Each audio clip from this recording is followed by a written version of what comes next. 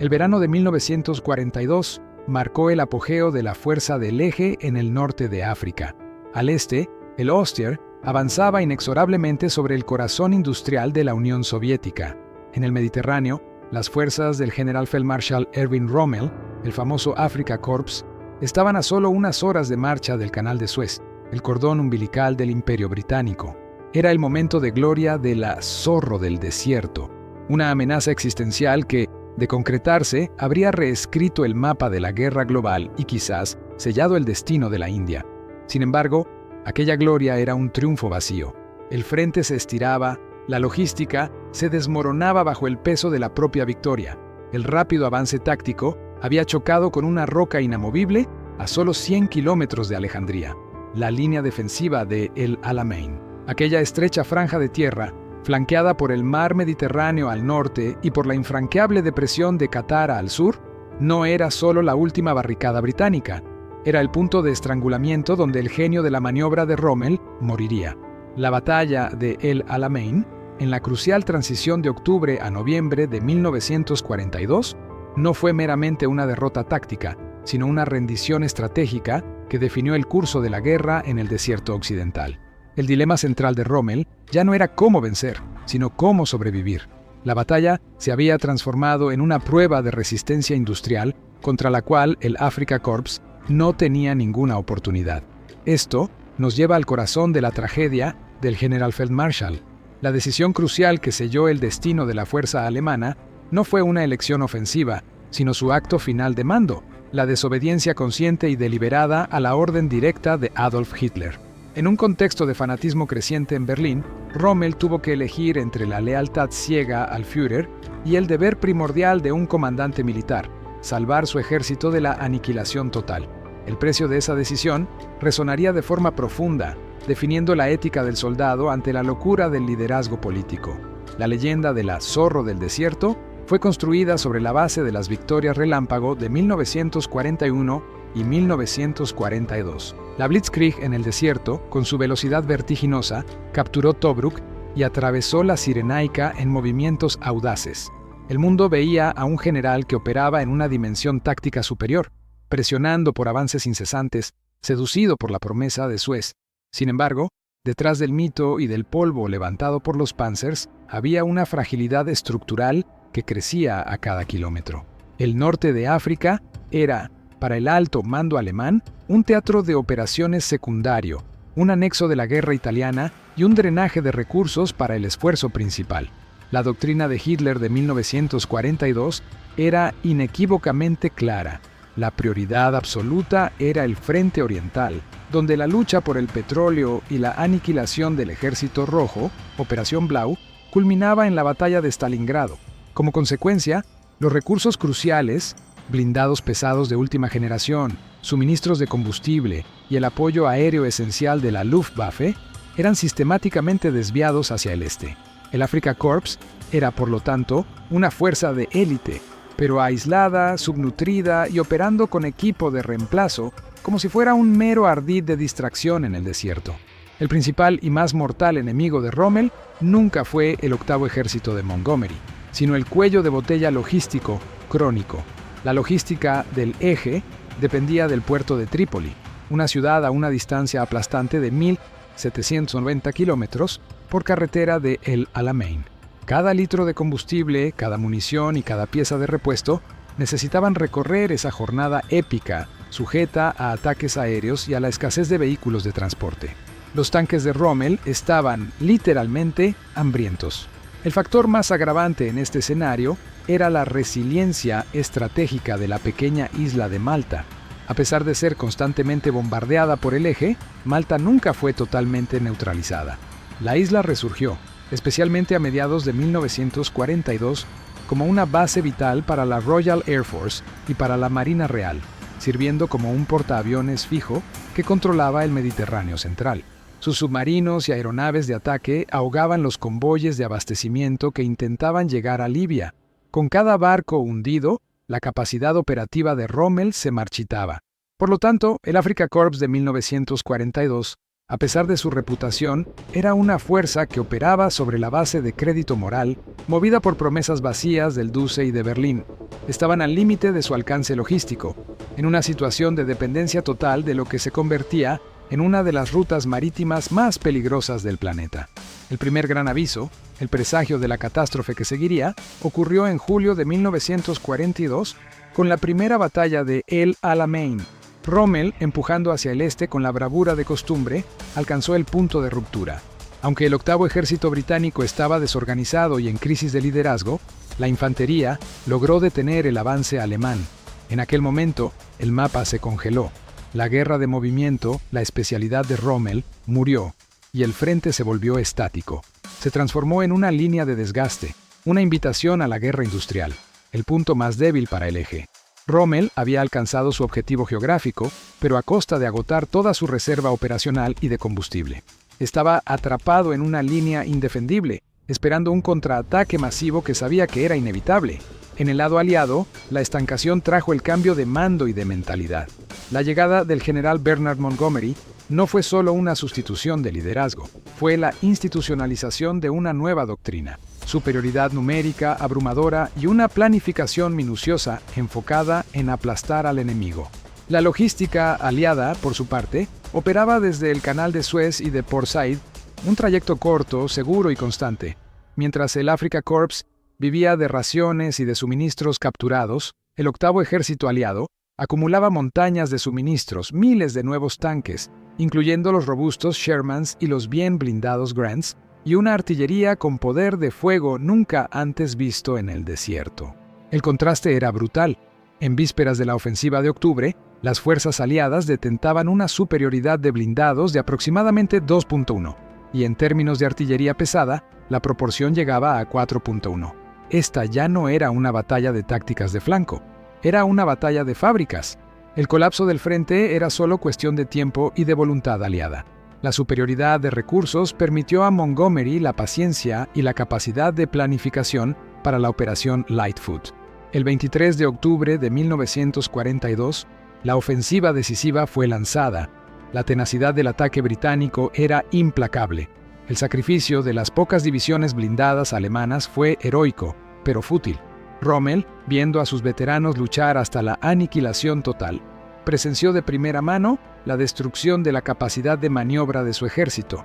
Los Panzers, sin combustible para retroceder, sin tanques de repuesto y sin cobertura aérea adecuada, fueron destruidos en sus puestos.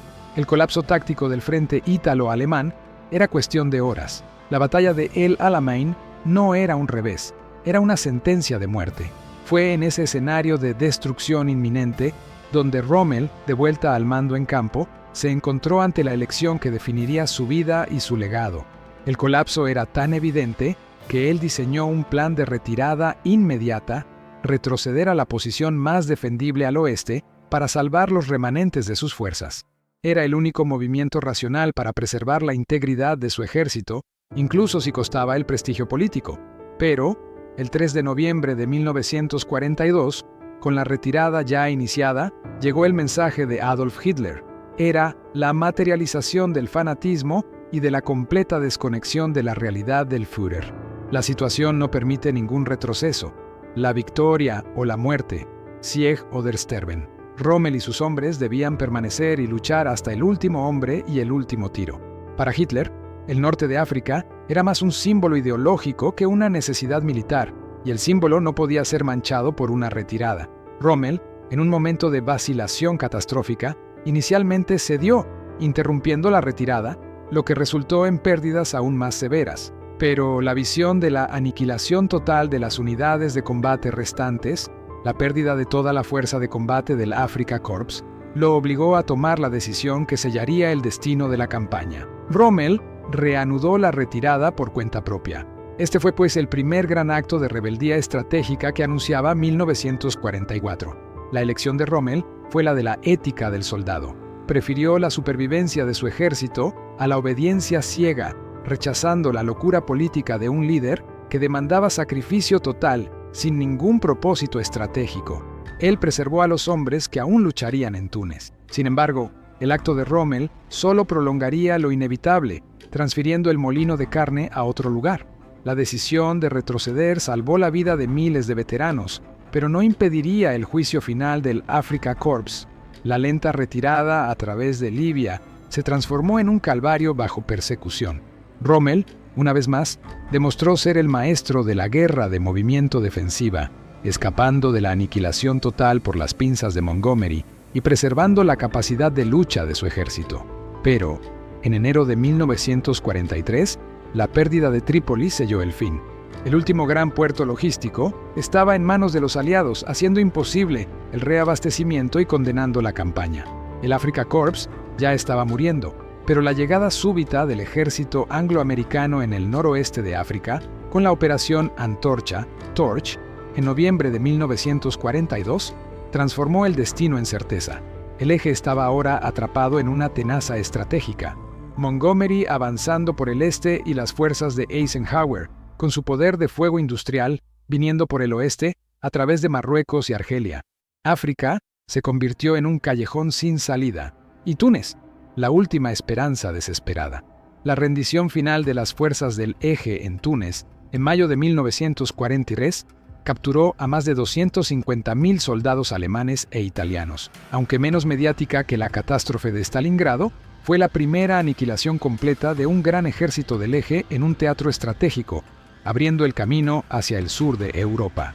La decisión de Rommel de retroceder había, de hecho, salvado a sus mejores hombres, pero el fracaso de Hitler en reforzar el puente aéreo y garantizar el soporte logístico después de El Alamein condenó a toda la fuerza en el teatro africano. La derrota de Rommel fue mucho más que la pérdida de un territorio. Ella abrió las puertas para las decisiones estratégicas aliadas que revertirían la marea de la guerra de forma irreversible. En enero de 1943, Churchill y Roosevelt se encontraron en la Conferencia de Casablanca. La victoria en El Alamein y el éxito de la Torch les permitieron definir los próximos pasos con una nueva confianza.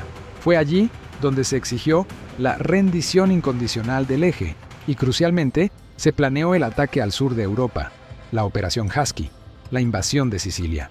El efecto dominó era evidente. La derrota de Rommel no solo sacó al eje de África, sino que expuso el vientre blando de Europa, iniciando la caída de la Italia fascista. El Alamein se convirtió en el único gran triunfo terrestre puramente británico de la guerra, un punto de inflexión moral inmenso. La famosa frase de Winston Churchill resonaría a través de la historia como el epitafio de la esperanza del eje. Antes de Alamein, nunca tuvimos una victoria. Después de Alamein, nunca tuvimos una derrota. La ironía final para Rommel sería su regreso a Europa, forzado a construir defensas estáticas en la muralla del Atlántico. Él, el genio de la guerra de movimiento, esperando la inevitable invasión que su propia derrota había hecho posible. La derrota del Afrika Korps fue, en su esencia, menos sobre Rommel y más sobre la logística. El Alamein fue una batalla decidida no en las dunas, sino en las fábricas americanas, en los astilleros británicos y en la protección de los convoyes aliados en el Mediterráneo. El genio táctico del Generalfeldmarschall no podía compensar la miopía estratégica de Berlín ni el tsunami industrial aliado. La decisión de retroceder fue su acto final y más humano en el norte de África. El gesto de un general que valoraba la vida de sus soldados más que la megalomanía de su líder. África sirvió como el campo de entrenamiento que preparó al ejército aliado para las grandes invasiones del continente. Rommel, al prolongar la lucha hasta Túnez, garantizó la pérdida de un ejército entero, pero también retrasó el ataque a Sicilia. El desierto era implacable. El Alamein no fue solo la derrota de Rommel, fue el inicio del fin para la Alemania nazi. El Afrika Korps fue el primer gran ejército del eje en ser aniquilado en un teatro estratégico, y la decisión de retroceder fue la única racional, el epitafio final de la esperanza del eje en el desierto. La decisión de Erwin Rommel de retirar el remanente del Afrika Korps salvó a sus hombres de una aniquilación inmediata, pero no al teatro de operaciones como un todo. La realidad logística, ahora expuesta en toda su brutalidad, significaba que la campaña del desierto estaba irremediablemente perdida. El general había preservado la capacidad de lucha, pero el mapa estratégico ya estaba siendo rediseñado en las cancillerías aliadas, anticipando lo que se convirtió en la Operación Torch. La ofensiva angloamericana en Marruecos y Argelia lanzada el 8 de noviembre de 1942, fue un golpe geopolítico y logístico fatal. Para el eje, la situación evolucionó de un frente de desgaste a una pinza estratégica en cuestión de semanas. Rommel, huyendo de Montgomery por el este de Libia, vio surgir una amenaza angloamericana en su flanco occidental, comandada por el general Dwight Eisenhower. La carrera de Rommel de El Alamein hasta la frontera de Túnez era ahora una disputa no por la victoria, sino por la supervivencia del propio concepto de un ejército en el norte de África. La respuesta de Adolf Hitler a esta nueva crisis fue la negación estratégica en su forma más pura. En lugar de reconocer la inevitabilidad y evacuar lo que restaba del Afrika Korps, el Führer ordenó el refuerzo de Túnez como un puente terrestre para mantener una cabeza de playa en el Mediterráneo, en Tosenko. De repente, el eje invirtió masivamente tropas de élite y suministros cruciales, incluyendo algunas de las nuevas y temidas divisiones blindadas Tiger, para un teatro que había perdido su valor estratégico en el momento en que la Torch fue exitosa. El resultado fue la creación de un molino de carne geográfico en la punta de Túnez, donde el Afrika Korps y los nuevos refuerzos estaban destinados a ser aplastados entre el Wachau Ejército, Montgomery y el Quintonu Ejército, aliados occidentales. Este desvío de recursos, mientras la Wehrmacht luchaba desesperadamente en Stalingrado, subraya la miopía estratégica de Berlín. Los tanques y el combustible necesarios para estabilizar el este estaban siendo arrojados a un acantilado logístico del cual nunca podrían regresar. El norte de África, que había comenzado como un anexo de la guerra italiana y un símbolo de prestigio, se transformó en un drenaje insaciable de divisiones. La logística era el verdugo silencioso. En enero de 1943, la pérdida de Trípoli, el último puerto utilizable capaz de sostener una fuerza ofensiva, selló la incapacidad del eje de reabastecer el frente de Túnez. Mientras la batalla en África llegaba a su inevitable clímax, los líderes aliados se reunían en Casablanca, en Marruecos, entre el 14 y el 24 de enero de 1943. Las victorias en El Alamein y la estabilización de la cabeza de playa de la Torch sirvieron como el telón de fondo victorioso que permitió a Franklin D. Roosevelt y Winston Churchill definir la próxima fase de la guerra. Churchill había finalmente convencido a los americanos de la primacía del teatro mediterráneo, al menos temporalmente. La primera gran decisión de la conferencia fue la exigencia de rendición incondicional del eje. Esta no fuese una decisión puramente militar, fue un decreto político que cambió el cálculo de la guerra. Al exigir una rendición total y sin negociaciones, los aliados eliminaron cualquier esperanza de paz separada con elementos anti-Hitler dentro del alto mando alemán y aumentaron el costo de la guerra hasta el último hombre, cimentando el apoyo interno al régimen de Hitler bajo el pretexto de la lucha por la supervivencia nacional. En el campo estrictamente militar, el gran dilema residía en el próximo objetivo. El foco del debate estratégico se resumió a una disputa entre la preferencia británica y la americana. Los militares americanos, bajo la doctrina de la guerra corta, querían priorizar el acúmulo de fuerzas en Gran Bretaña para una invasión de Canal, Lechhammer, lo más rápido posible, apuntando al corazón industrial alemán. El foco estaba en detener a la Unión Soviética lo más rápido posible, evitando que ella se volviera demasiado poderosa. Churchill, sin embargo, defendía su estrategia de atacar el vientre blando de Europa, argumentando que la invasión de Sicilia, la Operación Husky, era el siguiente paso lógico. Argumentaba que la Husky no solo garantizaría las líneas de suministro en el Mediterráneo, eliminando la amenaza aérea y naval del eje, sino que también forzaría a Italia a salir de la guerra, lo que aliviaría la presión sobre la Unión Soviética y abriría el camino hacia el sur de Europa. Su visión no era solo militar, sino también geopolítica. Un ataque al sur, él esperaba, podría abrir camino hacia los Balcanes. La decisión final fue un compromiso pesado, pero decisivo. La invasión de Sicilia sería el foco principal después de la limpieza de Túnez, con un cronograma inicial para el verano de 1943. Husky transformó la derrota de Rommel en el norte de África de un mero revés táctico en una catástrofe estratégica para el eje. En lugar de simplemente perder una colonia distante, Hitler y Mussolini veían ahora su propia frontera sur europea directamente amenazada, exigiendo la reubicación de divisiones de la Wehrmacht que ya estaban luchando una guerra de supervivencia en el este. Este ataque inminente a Sicilia no fue solo la primera invasión aliada de un territorio continental europeo, fue el motor que causaría la caída de Benito Mussolini solo unos meses después. La campaña en África había servido como un campo de entrenamiento crucial para el comando aliado combinado, permitiendo que Eisenhower, Montgomery y Patton probaran sus doctrinas de asalto y sus frágiles alianzas políticas. Ellos estaban ahora listos para transponer la experiencia del desierto a la realidad de una guerra total contra el corazón del eje. La única certeza era que el fin del Afrika Korps en Túnez, en mayo de 1943, sería un desastre de proporciones inéditas, y el mapa de Europa ya estaba siendo volteado. La realidad en el Alamein, a finales de octubre de 1942, era irrevocable. El genio táctico ya no podía comprar el tiempo perdido por la miopía estratégica de Berlín.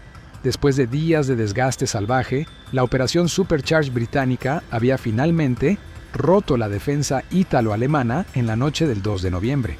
Las divisiones Panzer no tenían más combustible para maniobrar, ni blindados de reemplazo para resistir una embestida más. El Afrika Korps no estaba solo derrotado, estaba al borde de la aniquilación total. Para Rommel, el deber de comandante superó la lealtad al régimen. El retroceso no era una opción, era la única medida racional para preservar lo que restaba de un ejército de élite. La noche vio los primeros elementos blindados, acompañados por tropas italianas en retirada caótica, moverse hacia el oeste en dirección a Fuka, iniciando la larga marcha a través del desierto de la Cirenaica.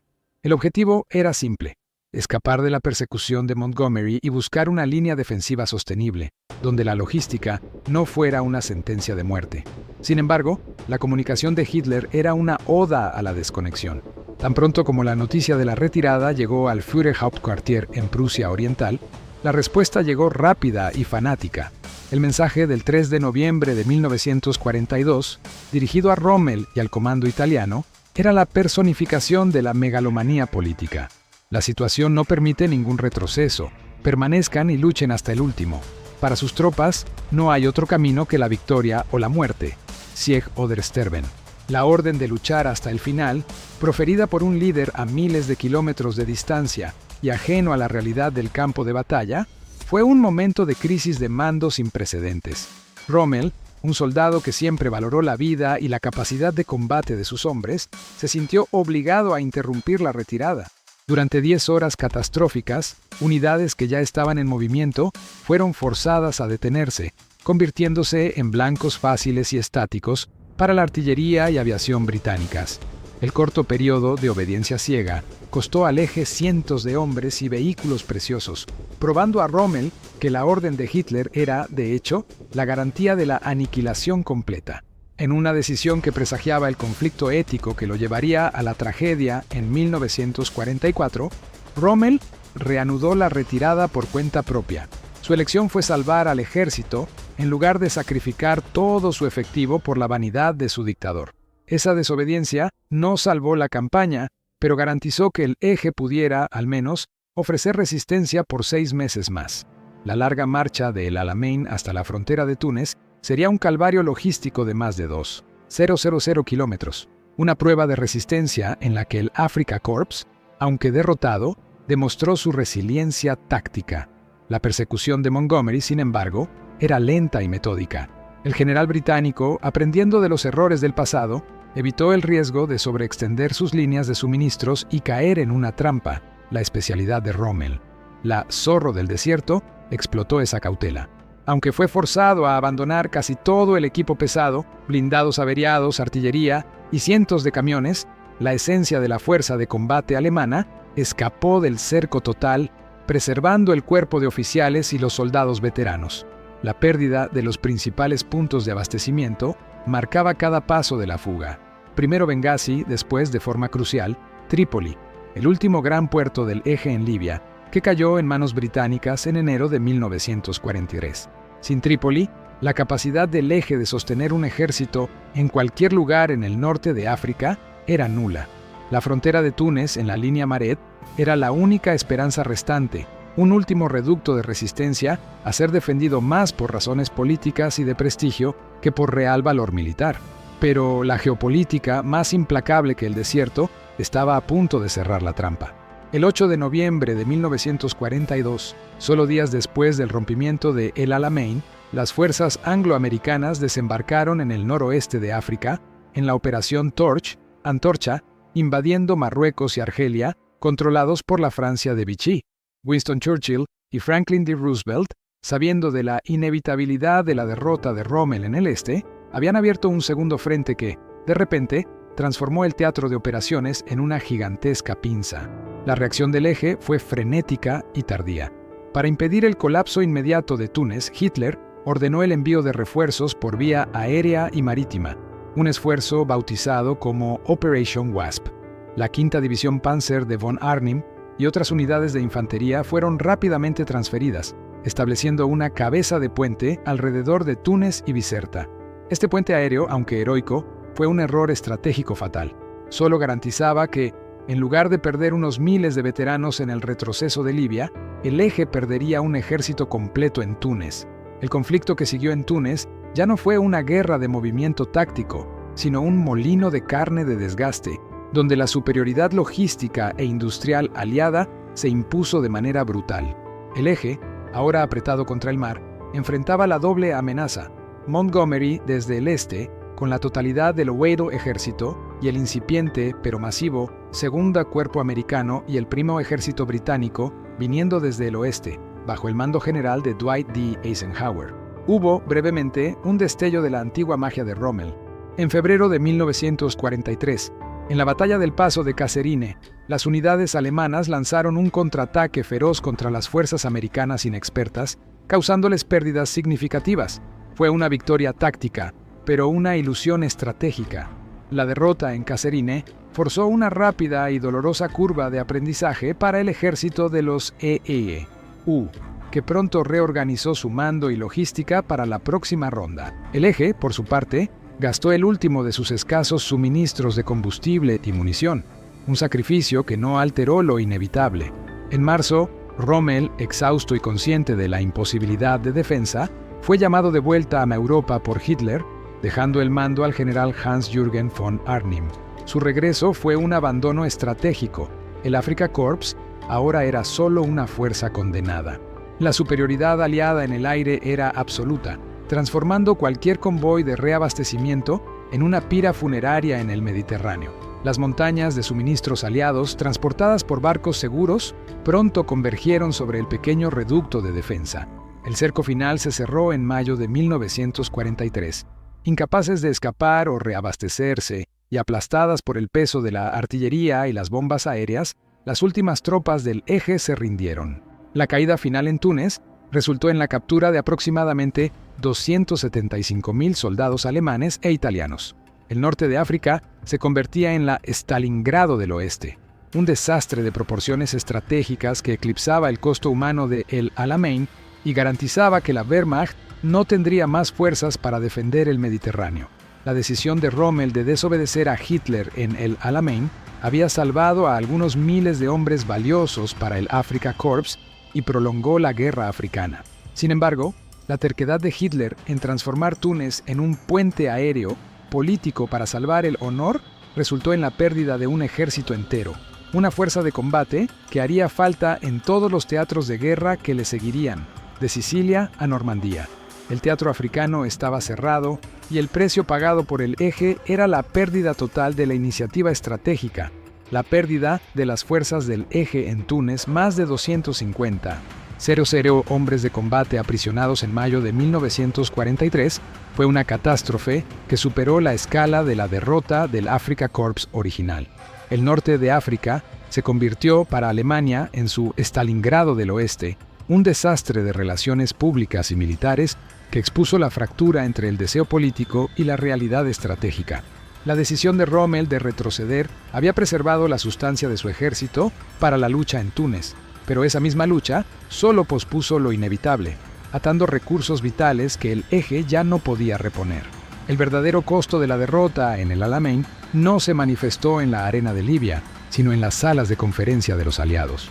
Con el Mediterráneo central finalmente libre de bloqueos significativos del Eje, gracias a la eliminación de las bases de suministro italianas y a la neutralización de la amenaza aérea, Gran Bretaña y los Estados Unidos podían mirar hacia el sur de Europa.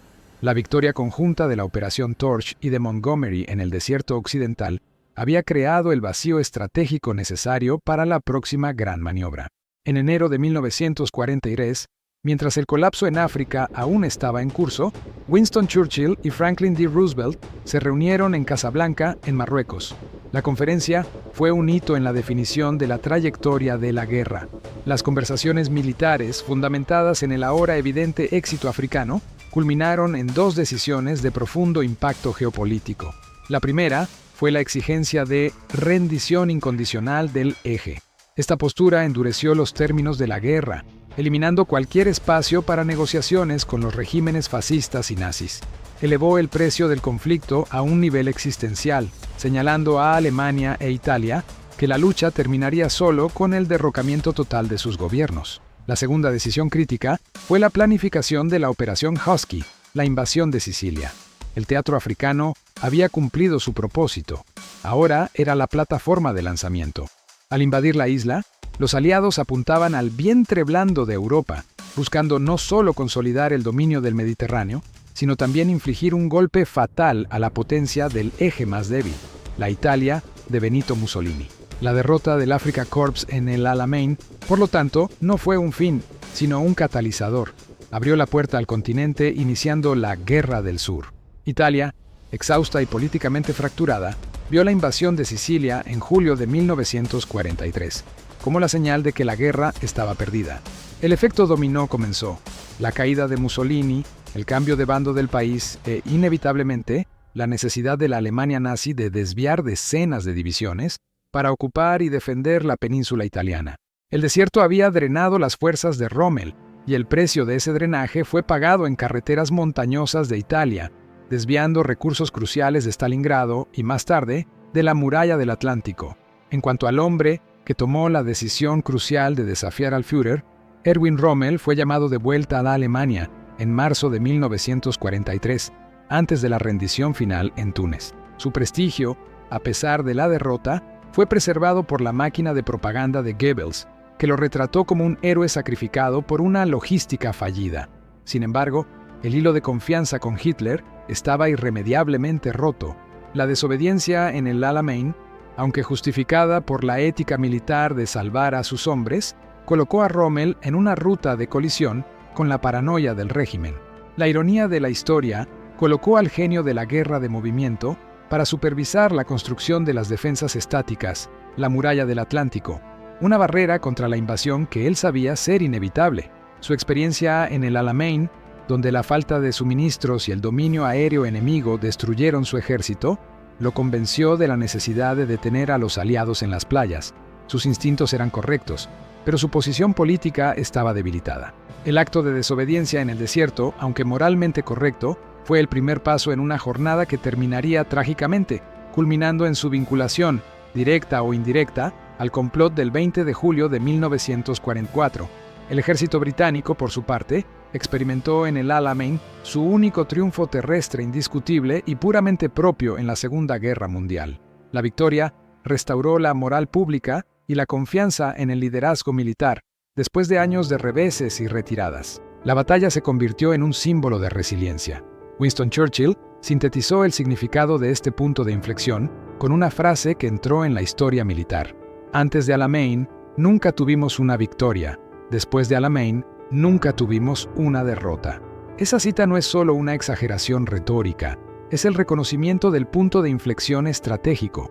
La derrota del eje en África garantizó la seguridad de la ruta de suministro imperial a través del Canal de Suez, liberó el poder de combate del Octavo Ejército para la subsiguiente campaña italiana y forzó a Hitler a concentrarse en la defensa del sur. El Alamein fue, esencialmente, la primera derrota estratégica decisiva de la Wehrmacht que tuvo consecuencias continentales inmediatas y duraderas, contrastando con el cerco en curso, pero aún no concluido, de Stalingrado. En el juicio histórico final, la derrota del Afrika Korps fue una ecuación de logística y poder industrial. El genio táctico de Rommel no era suficiente para equilibrar la montaña de acero y carne que los aliados podían movilizar y, crucialmente, sostener desde el Canal de Suez y las fábricas americanas. La decisión de retroceder, aunque una insubordinación directa a la orden del Führer, fue el acto más lúcido de Erwin Rommel en el norte de África, el epítome del deber de un comandante para con sus soldados y no para con la ilusión política. El desierto, implacable y vasto, demostró ser el lugar donde la Blitzkrieg finalmente murió por agotamiento. El Alamein no fue solo la derrota de un mariscal de campo, sino el inicio del fin del poder del Eje en el Mediterráneo, y por extensión, un punto de no retorno en la caída de la Alemania nazi. La aniquilación del Afrika Korps abrió el vientre blando de Europa, y el legado de la decisión de Rommel es una lección fría y clara. En la guerra industrial moderna, la tenacidad en el campo solo puede posponer, nunca revertir, la condena impuesta por el cuello de botella logístico y la disparidad de recursos.